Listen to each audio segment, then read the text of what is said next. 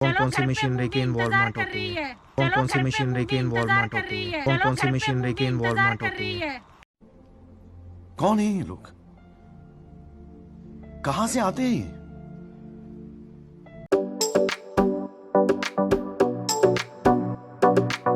आज मैं वीडियो बनाने जा रहा हूँ ऑर्चर्ड का, फार्म का, कीवी फार्म का। जैसे मैंने आपको बताया था लास्ट वीडियो में कि मैं अगर मौका मिला तो जाऊँगा कीवी फार्म में देखने के लिए, वहाँ पे कीवी फार्मिंग कैसा होता है और कुछ। हमारे साथ अंदर बैठे तरुण भाई, उनसे पूछूंगा जाके, अभी उनके साथ ही जा रहे हैं हम लोग फार्म में।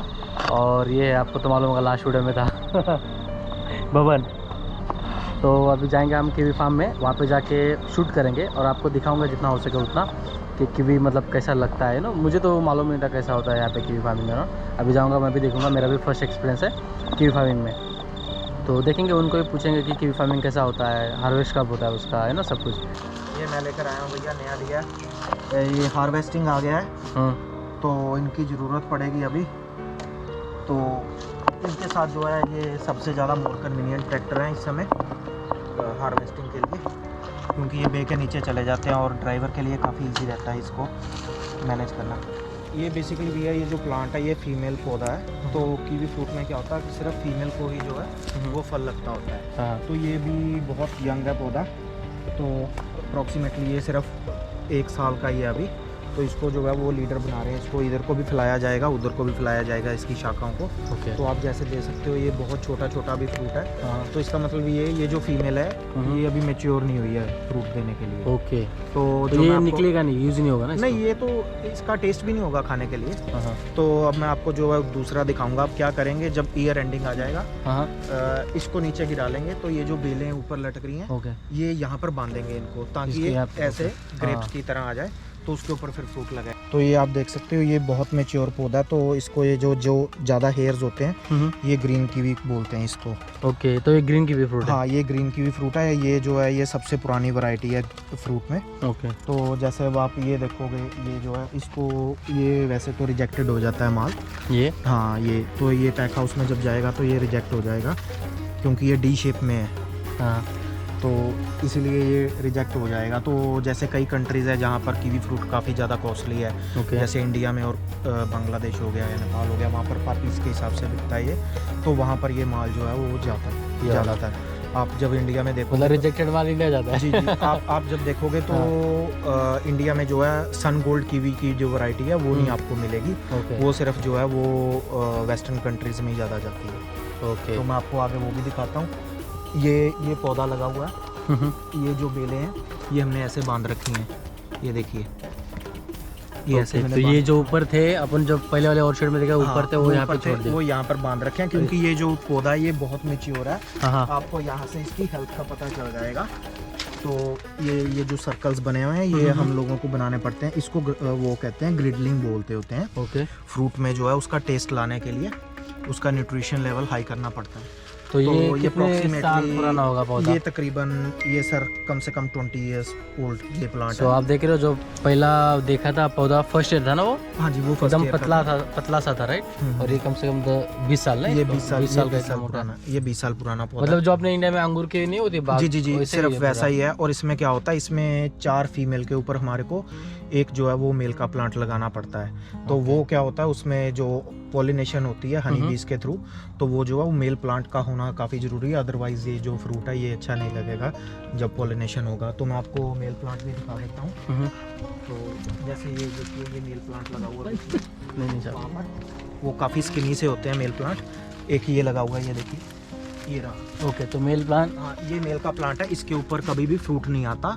तो ये देखिए, ये कैसे बिल्कुल हल्का सा इधर को जा रहा है, इधर को जा रहा है। बेसिकली इसका सिर्फ यही काम है कि इसका जब फ्लावर्स आएंगे तो हनी बीज इसके ऊपर बैठ के तो फीमेल के फ्लावर्स के ऊपर जाएंगी, तो उनका जो पॉलिनेशन है वो तो कंप्लीट हनी बीज बेसिकली पोलिनेशन करते जी हैं? जी, वही करती हैं, अदरवाइज Okay. नहीं हो सकता है। ये और ये इतना झाड़ लगा है बड़ा बड़ा, वो किस लिए? ये झाड़ जो है ये बेसिकली इसमें प्लांट्स लगाए होते हैं, पौधे इसमें पेड़ लगा देते हैं काफ़ी क्लोज करके। हाँ। तो ये एक नेचुरल शेल्टर, नेचुरल वॉल का काम करती है ये। क्योंकि होता क्या है, जब कीवी फ्रूट लग जाता है ना, तो जैसे यहाँ पर विंड बहुत ज़्यादा तेज़ चलती है, तो उसके साथ क्या होता है, कीवी फ्रूट आपस में रब होकर डैमेज हो जाता है। ओके। तो अगर किसी फ्रूट के ऊपर स्क्रैच होंगे तो जो पैक हाउस है वो फ्रूट को जो है वो बाहर निकाल देगा, वो ट्रे में पैक नहीं होगा, क्योंकि इसकी जो क्वालिटी है बहुत ज़्यादा सुपीरियर होती है। ओके। क्योंकि ये फ्रूट काफ़ी एक्सपेंसिव है, तो इसलिए क्या करते हैं फिर ये नेचुरल शेल्टर्स हैं जो ये बना दिए जाते हैं, तो इसको ट्रिम भी किया जाता है। तो पर ये काफ़ी घना होता है, जैसे आप देख सकते हो इसमें से आपको आर पार कुछ भी नहीं नज़र आएगा।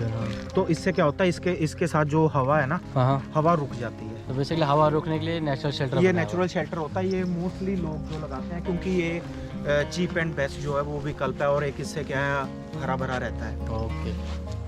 तो भैया ये जो है ये गोल्ड कीवी की वैरायटी है। ओके। ये हाँ, तो ये जैसे आप इसको देख सकते हो, इसके ऊपर ज़्यादा वो जो है हेरी भी नहीं है, और ये काफ़ी सुंदर लग रहा है देखने में जब ये साफ होगा। बड़ा लग रहा है ज़्यादा। हाँ जी, ये जंबो साइज में है, इसमें साइज 4-5 तरह के आते हैं। तो जब ये फ्रूट जो है वो पैक हाउस में पैक होने के लिए जाता है, तो वो उस हिसाब से इसको पैक करते हैं जो इसका साइज बन रहा होता है। ओके। एक ट्रे में जैसे कई जगह के ऊपर 12 फ्रूट भी आते हैं, एक ट्रे में 13 भी आते हैं, एक में 15 भी आते हैं, और एक में 40 भी आते हैं, 42 भी आते हैं।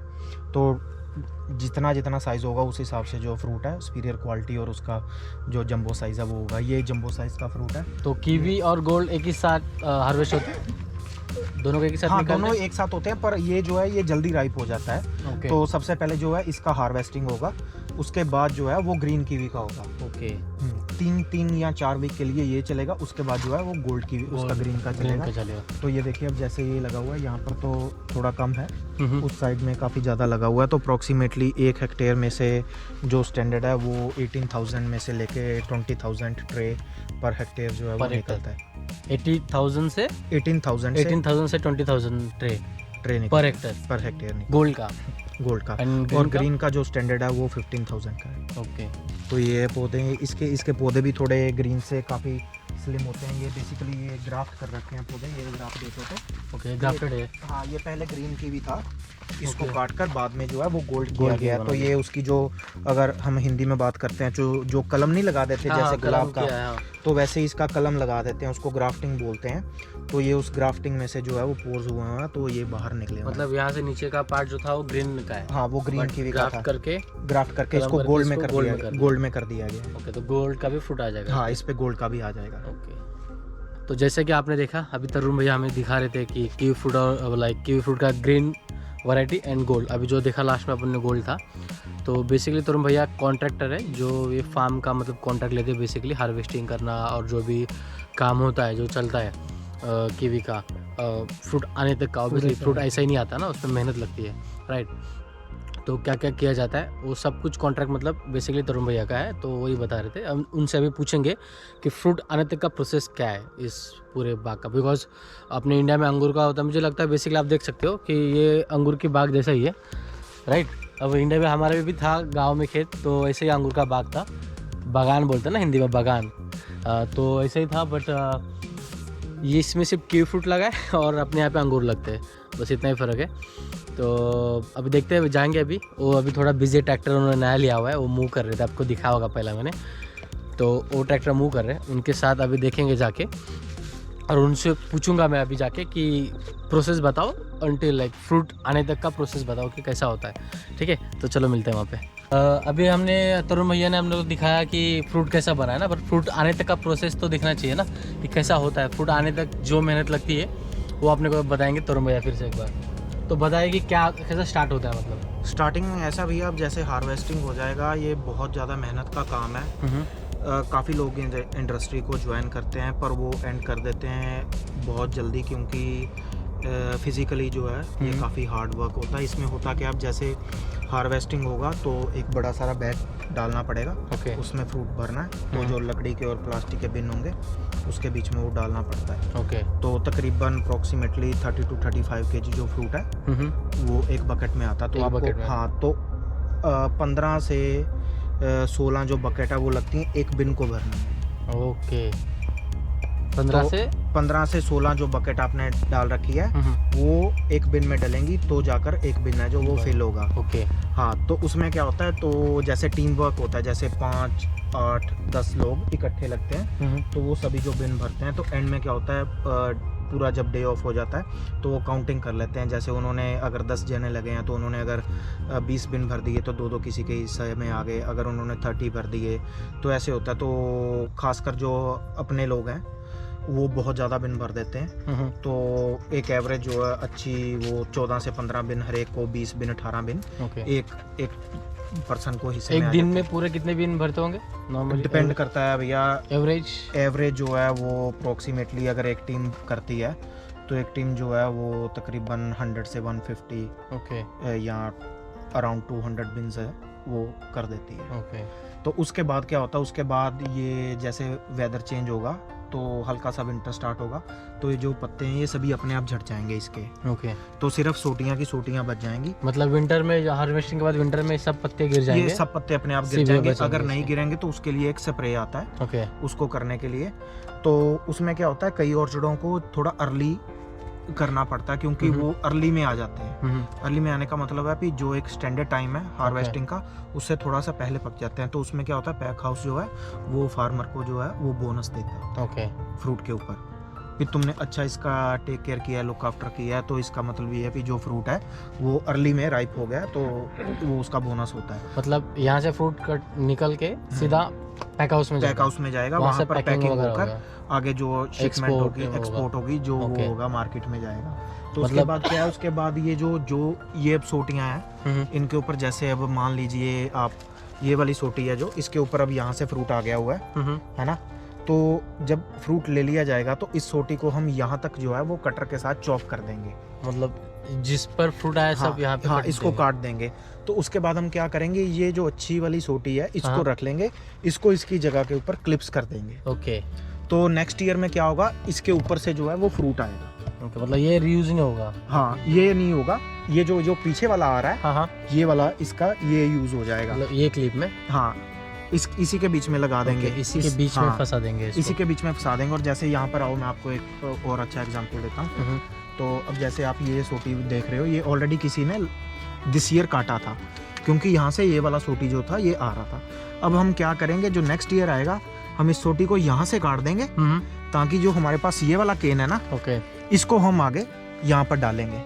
दूसरे हुक में डालेंगे। मतलब यहाँ पे डाला हुआ है, क्लिप्स में डाल देंगे। आप देख सकते हैं यहाँ पे नया हुक में अटकाया हुआ है इसमें। ऐसे डालेंगे हम।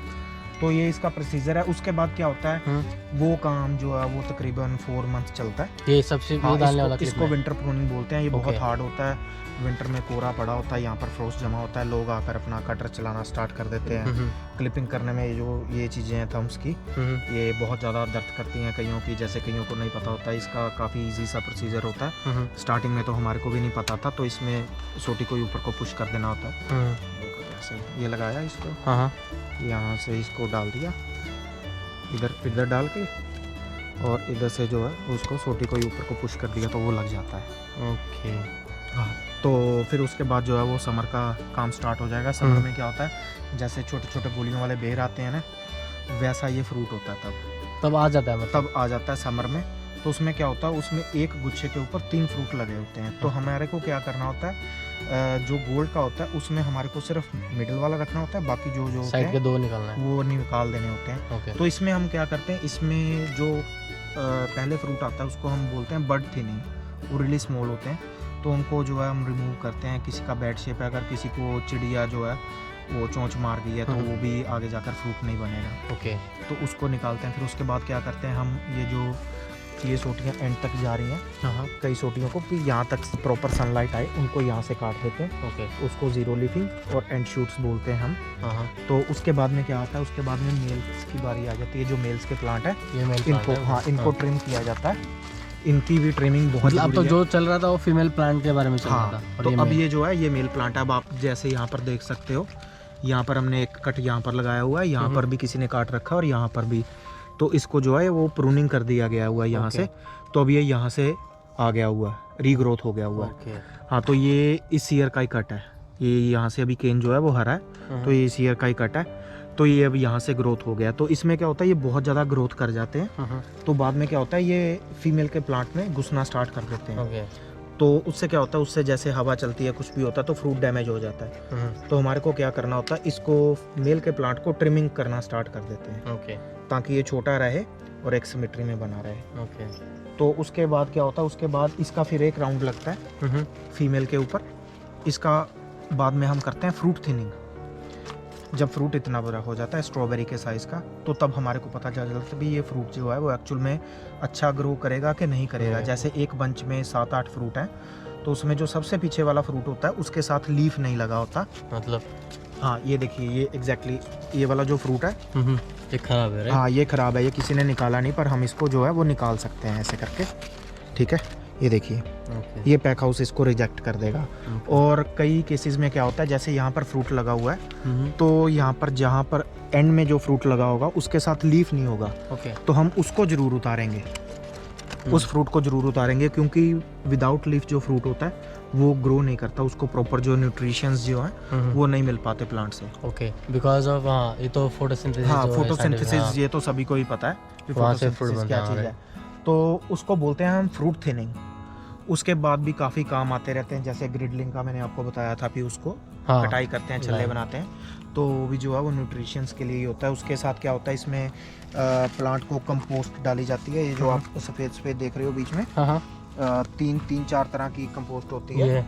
हाँ ये 3-4 तरह की कंपोस्ट होती है, आपको बट्टों के जैसे लगेगी ये, स्टोन्स भी लगेंगे, पर बीच में इसमें क्या होता है, इसमें 3 तरह की कंपोस्ट डाली जाती है। सबसे पहले तो डाली जाती है यूरिया, एक नेचुरल कंपोस्ट जो आती है पुरानी कहीं से मिलती है, वो डाली जाती है एक प्लांट को। उसके बाद क्या है, उसके बाद देखा जाता है भी प्लांट्स की हेल्थ कैसी है। अगर उनको कुछ ज़्यादा चाहिए, अगर सॉइल में उतना कुछ नहीं है, तो उनको जो है वो चिकन शिट भी डाली जाती है, वो पोल्ट्री फार्म वगैरह को पहले ऑर्डर कर दी जाती है। तो या फिर जो है वो फिश की जो है वेस्ट है वो भी डाली जाती है। तो बाकी सॉइल वगैरह के जो है कंटिन्यूसली चेकअप चलते रहते हैं भी क्या चल रहा है क्या नहीं, क्योंकि यहाँ पर बारिशें काफ़ी ज़्यादा पड़ती हैं। तो अगर कोई जो ऑर्चिड है वो स्लैंट में बना हुआ है हाइट के ऊपर, तो पानी के साथ सारे न्यूट्रिशंस है वो निकल जाते हैं, तो इसलिए वहाँ पर कंटिन्यूसली डालनी पड़ती है। गोल्ड में थोड़ा सा डिफरेंट होता है।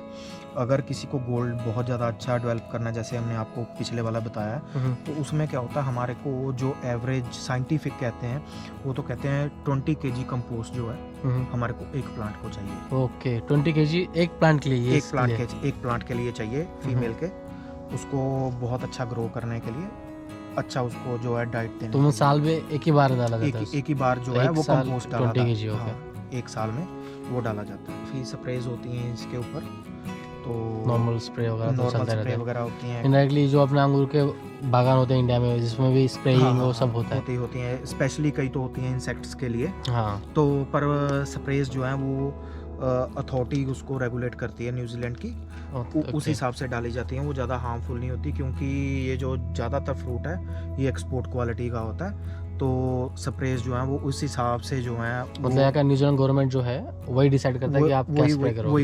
एग्जैक्टली मतलब यहाँ पे एक यूनिक अलग से बात है न्यूजीलैंड में, कि यहाँ पे भले तुम्हारा फार्म है, बट यहाँ पे न्यूजीलैंड गवर्नमेंट डिसाइड करेगा कि कौन सा केमिकल आपको स्प्रे करना है।